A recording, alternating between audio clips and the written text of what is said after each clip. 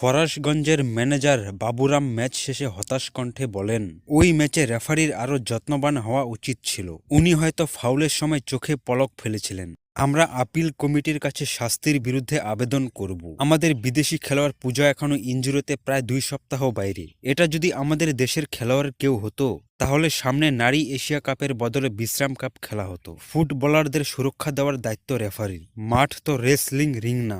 বন্ধুরা, আপনারাও দায়িত্বশীলভাবে ভিডিওটিতে একটি লাইক আর চ্যানেলটিকে সাবস্ক্রাইব করে দিয়ে যান। যাই হোক, ঘটনার শুরু 30 মিনিটে একটি হালকা ফাউল দিয়ে, যা মুহূর্তের মধ্যে রূপ নেয় ফুটবল থেকে ফাইটিং লিগে। কাচারিপাড়া একাদশের সাবিত্রী ত্রিপুরা ফরাশগঞ্জের মনিকাকে ফাউল করেন। মনিকা উঠে দাঁড়িয়ে বল পাস না করে সরাসরি সাবিত্রীর দিকে আক্রমণাত্মক কৌশল নেন। ব্যাস, তখনই দুই দলের ফুটবলাররা জড়িয়ে পড়েন এমন মারামারিতে যেখানে বলটা মাঠে একা পড়ে থাকে। রেফারি তখন পরিস্থিতি সামাল দিতে হিসমিস খাচ্ছিলেন। কাকে কাট দেবেন, কাকে শান্ত করবেন, নাকি নিজেই দৌড়ে পালাবেন।